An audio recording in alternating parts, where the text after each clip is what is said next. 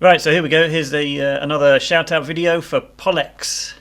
Is there much difference in the geometry between the Cannondale CAAD12 and the Supersix Evo? Well, I did notice that someone in the comments had actually answered this question for Pollex, but I thought I'd make the video anyway because I haven't done much on Cannondale and I thought it'd be interesting to have a look. Personally, I've never been a massive Cannondale fan. I don't really like the look of their bikes. I think they look a bit old-fashioned. And I follow a lot of road racing, and between 2015 and 2017 they didn't win a single World Tour race. They've done a bit better just lately, breaking their duck last May on Mount Baldy. It was Andrew Talensky won their first World Tour race for 2 years. And they're a team that struggled last year. They seriously struggled to get any backing for the 2018 World Tour season. But it's good to see them back. I've got a couple of mates who ride the Supersix Evo and they absolutely love them. So there we go. And in fact, when I was making the artwork for this video, I was watching the Vuelta Andalucia. Lo and behold, Sasha Modelo, he won stage 3, I think, of the race in this new pink kit that they've got, EF Drapac, and he'll be on his Supersix Evo there. Funny thing is he thought he'd won stage 1 as well, put his arms out, and then got overtaken by someone else. So he was making amends on stage 3. So here we go. This is the Supersix Evo. Now Cannondale, unlike a lot of other manufacturers or big manufacturers, don't have an aero bike in their lineup. Only this Supersix Evo carbon bike, which they describe as being able to do everything. So they say it's got some aero shaping to it and it's a light all-rounder. Make what you will of that. Personally, I find it weird that a large manufacturer wouldn't have an aero bike right now, and makes me a little suspicious that maybe they don't have the resources required to do it properly. And yeah, I might be wrong, but I would like to see an aero bike from Cannondale in the future.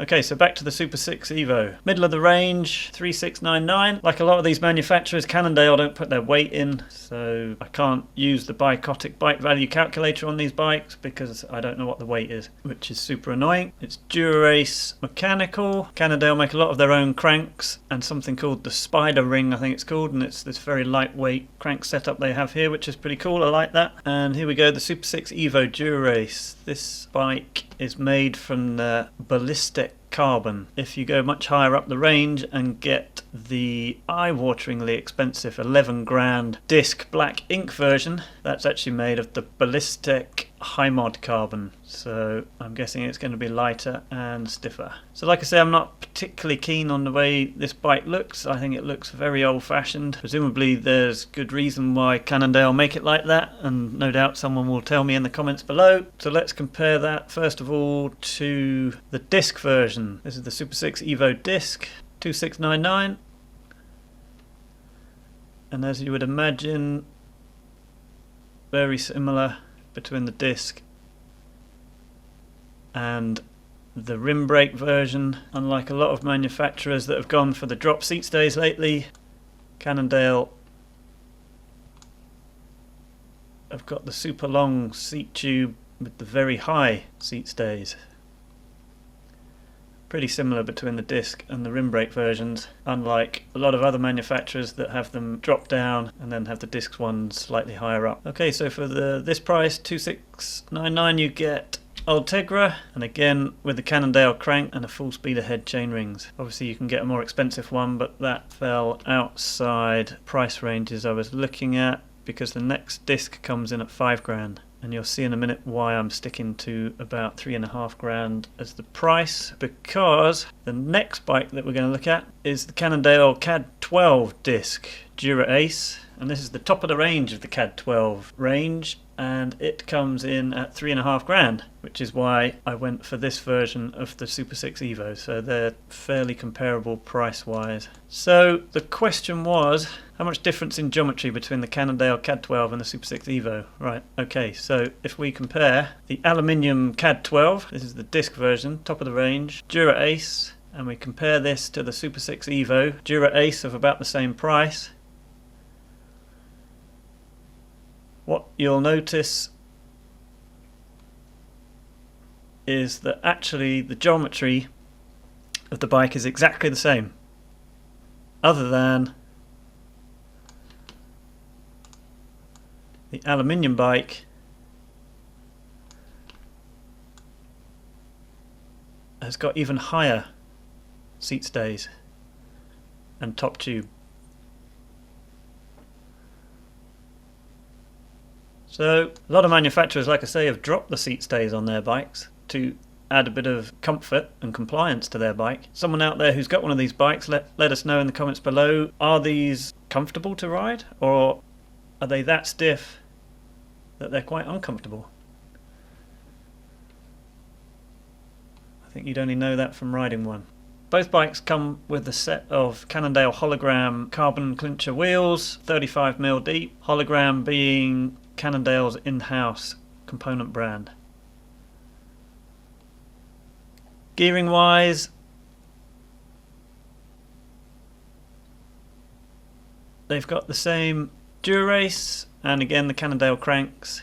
Obviously the Aluminium bike has got the discs on, but like I say, the geometry, if you look at the numbers, it's all exactly the same, other than the standover height of the Aluminium bike is obviously a bit higher. You can also get the Aluminium bike slightly cheaper with rim brakes, and again, if we compare those, exactly the same. You've obviously got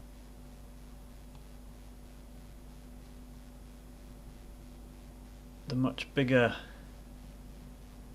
hydraulic shifting on the Dura-Race. Now, again, correct me if I'm wrong, I'm sure the new Dura-Race, they've changed this now so that these aren't so enormous. I need to check that, because they're whoppers, aren't they? So there we go. Why would you buy the Aluminium frame over the carbon one, when clearly for this price you can get the Supersix Evo? Well, in one of the other videos I did, we touched on the fact that, let's get it up here, we did a video of the specialised Allay aluminium bike, and I pointed out in that crit racers who end up crashing quite a lot will tend to use an aluminium frame because the carbon ones tend to break if you fall off them. So there's my guess that this Cannondale CAAD12 makes a good crit bike. Let us know if that's what you're using it for. I do find the comparison between the Allay, the specialised Allay, and the CAAD12 quite interesting. You're obviously going to get a lot lower at the front on the specialised bike, which has got to be preferable when you're racing, surely. And overall, personally, I'm more of a fan of the compact style frame. Like I say, I find the Cannondale a bit old-fashioned to look at. Maybe it's a love-hate Marmite type of thing. Let us know what you think.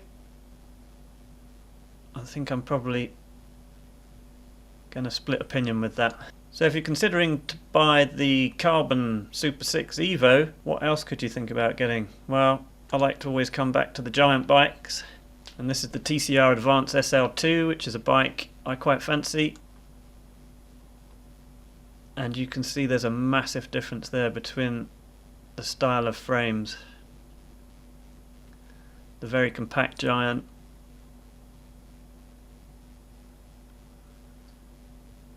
compared to the Cannondale. So again, you're going to be able to get much lower at the front on the giant. In theory, you're going to get a lot more flex out of the ISP, integrated seat post, on the giant. Similar prices, and although Giant don't put their weights on the UK site, I was able to find the price of this bike on the Japanese Giant website. 6.8 kilograms is a very splendid weight for an all-round climbing bike like that, so I'd say that was a definite contender. So who of you out there has actually ridden a Supersix Evo and a TCR Advanced SL2, or any TCR really? Let us know. Obviously the TCR is Ultegra and the Cannondale is Dura-Race, so there is quite a big difference there in kit wise. So there we go. In summary, yes, the Supersix Evo and the CAAD12 have the same geometry, just very slightly different in this area here. And personally, what do I think of the Cannondales? Not a huge fan. Like I say, some of my mates have got some and they love them, but overall, and of course I'm taking the mickey a little bit here, I think the Cannondale bikes look a bit like a farm gate, and I think that looks quite cool. Maybe Cannondale should make wooden bikes. So like I say, just my opinion, taking the mickey a little bit. Let me know in the comments down below, all you Cannondale lovers, and let me know why you think that that slightly older fashioned style frame is the way to go. So if you like this video, give it a thumbs up. Keep sending me through the ideas of what bikes you'd like to see compared, and subscribe to my channel.